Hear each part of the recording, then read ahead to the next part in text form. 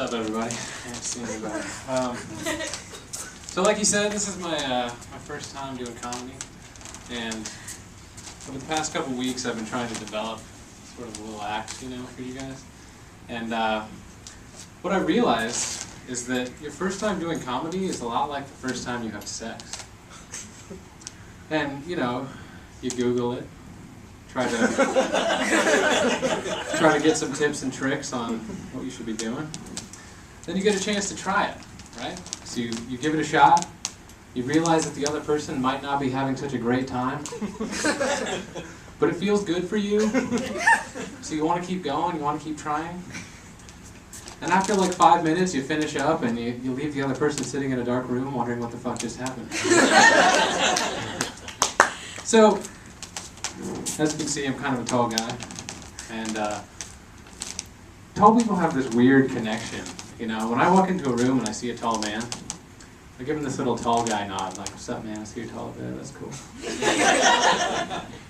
And it's like this agreement that if a spontaneous game of 21 broke out, we would pick each other first. Feels good.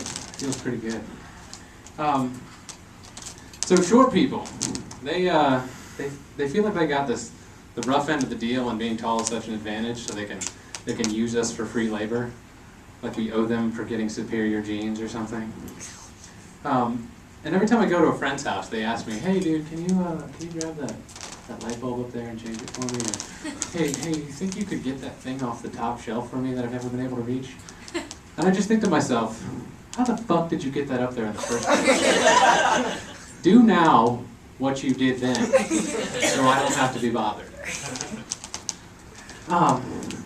I think I'm going to switch it up on him though next time. I'm going to go to the grocery store, find a short guy in like the canned vegetable aisle, pick up some canned corn and be like, "Oh yeah, this looks pretty good." Just act all nonchalant, like, "Yeah, I was zero trans fat, that's cool, I'm trying to be healthy, I like that." And then just spill like the entire shelf of canned corn on the floor. And then just stand there like it's the hardest thing to do to get this can. Like, "Oh my God." "Excuse me, sir. You're just so much closer to the ground than I am. I was wondering if you might be able to grab that. It'd be so much easier for you. It would involve me getting on my knees and grabbing that, and not today." So anyway, there's some misconceptions about being tall. And one of those misconceptions is mirrors. Mirrors are not built for tall people. I haven't seen my head or neck in a mirror since I was like 14. I'm totally unaware of what puberty might have done to my face, and it's a little bit concerning.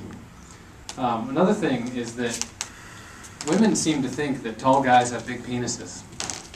And I got so tired of the disappointment and frustration every single time a girl came over that I just got married.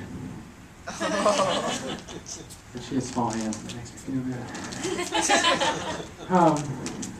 Random observation.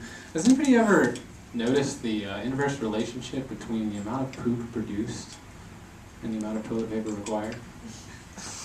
No? Is this me? Yeah. Alright, so Shark Week's coming up. I think it's next week.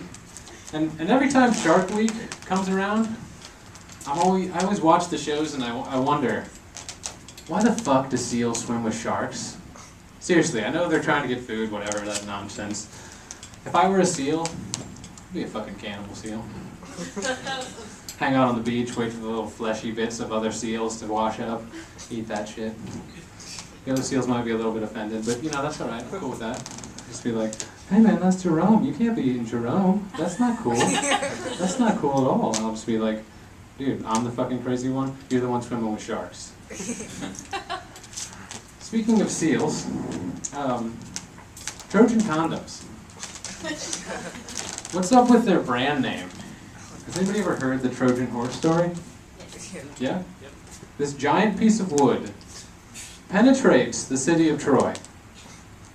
After it hangs out for a little while, it leaks out about 30 men who then go and ransack the town and destroy everybody.